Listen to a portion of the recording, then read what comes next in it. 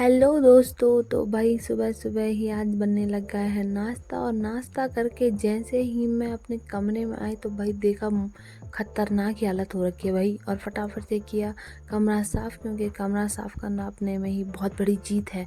उसके बाद ये कुत्ता तो रोज़ ही मेरे घर पे आ गया भाई। और भाई कितनी प्यारी धूप बहुत दिनों के बाद देखने को मिली। और सीधा चले गए हम घास के लिए, क्योंकि हमें लानी थी सूखी घास। और ये ले गए सूखी घास लेने के लिए डंडा और पत्ता गोभी के। हमें दिखे प्यारे से पत्ता गोभी। और फिर देखो लोग करे अपने खेतों में गुड़ाई और प्यारी सी चिंकी आई है भाई, आई ही नहीं, मैंने बुलाया पर आई नहीं।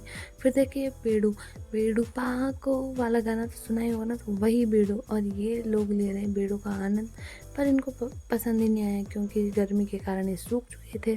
उसके बाद जैसे परकुंडा लेने गए तो पता ही नहीं चला अपना कौन सा है। फिर सीधा किया वीडियो कॉल, और वीडियो कॉल करके पता लगाया कि अच्छा ये है। फिर जल्दी जल्दी निकाला और फटाफट से लगाई अपनी बिड़की, क्योंकि जल्दी घर आना था। और घर आके फटाफट से इसे धूप में रख दिया, क्योंकि ये थोड़ा सा सड़ा हुआ था।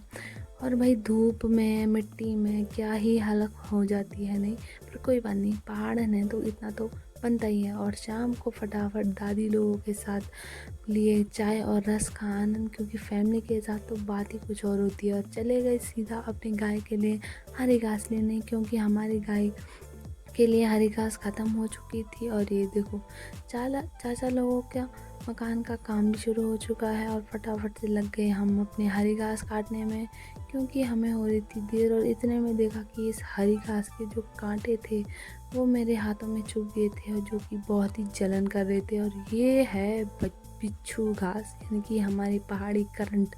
उसके बाद हमने लगाई फटाफट से अपनी बिड़की, क्योंकि ये रात होने वाली थी।